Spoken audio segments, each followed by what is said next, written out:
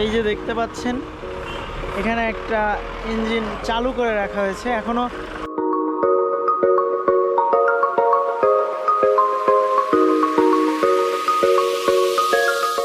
এখানে একটা, এটা চালু অবস্থায় আছে। এইটা একটা, এইটা একটা, এইটা একটা।